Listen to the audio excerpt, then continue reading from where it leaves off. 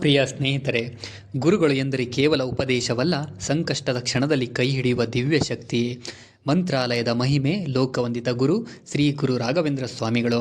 ಶ್ರೀ ಗುರು ರಾಘವೇಂದ್ರ ಸ್ವಾಮಿಗಳು ಮಧ್ವ ಪರಂಪರೆಯ ಮಹಾನ್ ಯೋಗಿ. ಅಪಾರ ಪಾಂಡಿತ್ಯ, ಅಚಲ ಭಕ್ತಿ ಮತ್ತು ಅಪಾರ ಕರುಣೆ ಇವೆಲ್ಲ ಒಂದಾಗಿ ಬೆರೆತ ಮಹಾತ್ಮರಿವರು. ಬಡವರೇ ಆಗಲಿ, ರೋಗಿಗಳಾಗಲಿ, ದುಃಖಿತರಾಗಲಿ ಅಥವಾ ನಿರಾಶ್ರಿತರಾಗಲಿ, ಯಾರೇ ಬಂದರೂ ಗುರುರಾಯರು ಅವರನ್ನು ಕೈಬಿಡಲಿಲ್ಲ. ಅವರ ಧ್ವನಿಯಲ್ಲಿ ಶಾಂತಿ, ಅವರ ದೃಷ್ಟಿಯಲ್ಲಿ ಕರುಣೆ, ಅವರ ನಡವಳಿಕೆಯಲ್ಲಿ ದೈವಿಕತೆ ಇತ್ತು.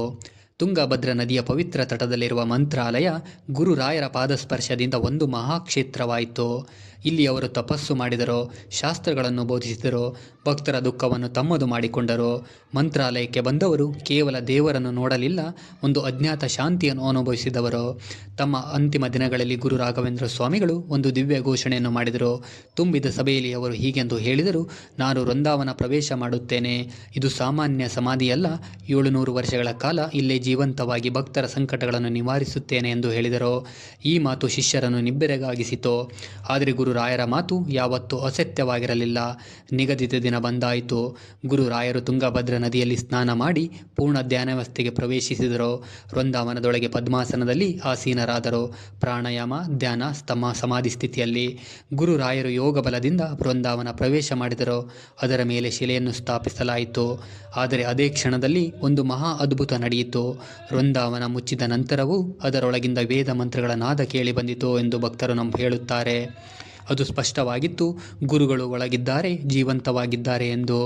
ಅದರ ಕಾರಣಕ್ಕೆ ಶ್ರೀ ಗುರು ರಾಘವೇಂದ್ರ ಸ್ವಾಮಿಗಳ ವೃಂದಾವನ ಸಮಾಧಿಯಲ್ಲ, ಅದು ಒಂದು ಜೀವಂತ ಸಾನ್ನಿಧ್ಯ. ಅಂದಿನಿಂದ ಇಂದಿನವರೆಗೂ ಮಂತ್ರಾಲಯದಲ್ಲಿ ಅನೇಕ ಅದ್ಭುತಗಳು ನಡೆಯುತ್ತಿವೆ. ಸಂತಾನ ಇಲ್ಲದವರಿಗೆ ಸಂತಾನ ಭಾಗ್ಯ, ರೋಗಿಗಳಿಗೆ ಆರೋಗ್ಯ, ಆರ್ಥಿಕ ಸಂಕಷ್ಟಕ್ಕೆ ಪರಿಹಾರ, ನ್ಯಾಯಾಲಯದ ಸಮಸ್ಯೆಗಳಿಗೆ ದಾರಿ. ಭಕ್ತರು ಹೇಳುತ್ತಾರೆ, ಸಮಸ್ಯೆ ಹೋಗದೇ ಇದ್ದರೂ ಅದನ್ನು ಎದುರಿಸುವ ಶಕ್ತಿ ಬರುತ್ತದೆ ಎಂದು. ಅದೇ ಗುರುರಾಯರ ಕೃಪೆ ಅಲ್ಲವೇ? ಇಂದಿಗೂ ಅನೇಕರು ಕನಸಿನಲ್ಲಿ ಗುರು ರಾಘವೇಂದ್ರ ಸ್ವಾಮಿಗಳನ್ನು ಕಂಡ ಅನುಭವವನ್ನು ಹೇಳುತ್ತಾರೆ. ಸಂಕಷ್ಟದ ಸಮಯದಲ್ಲಿ ಅಕಸ್ಮಾತ್ ಬಂದ ಧೈರ್ಯ, ದಾರಿ ತೋರಿಸಿದ ಅನುಭವ ಇವೆಲ್ಲವೂ ಗುರುಗಳ ಜೀವಂತ ಸಾನ್ನಿಧ್ಯದ ಸಾಕ್ಷಿ. ದೇಹದಿಂದ ದೂರವಾದರೂ ಭಕ್ತಿಯಿಂದ ಕರೆದರೆ ಇಂದಿಗೂ ಉತ್ತರಿಸುವ ಗುರು ಶ್ರೀ ಗುರು ರಾಘವೇಂದ್ರ ಸ್ವಾಮಿಗಳು. ಗುರುರಾಯರ ವೃಂದಾವನ ಕಲ್ಲಲ್ಲ, ಅದು ನಂಬಿಕೆ, ಅದು ಕೃಪೆ, ಅದು ಒಂದು ಚೈತನ್ಯ. ಶ್ರೀ ಗುರು ರಾಘವೇಂದ್ರ ಸ್ವಾಮಿಗಳ ಕೃಪೆ ಎಲ್ಲರ ಮೇಲೂ ಸದಾ ಇರಲಿ. ಗುರುರಾಯರಿಗೆ ಜಯವಾಗಲಿ. ಎಲ್ಲರಿಗೂ ಒಳ್ಳೆಯದನ್ನು ಶ್ರೀ ಗುರು ರಾಘವೇಂದ್ರ ಸ್ವಾಮಿಗಳು ಮಾಡಲಿ.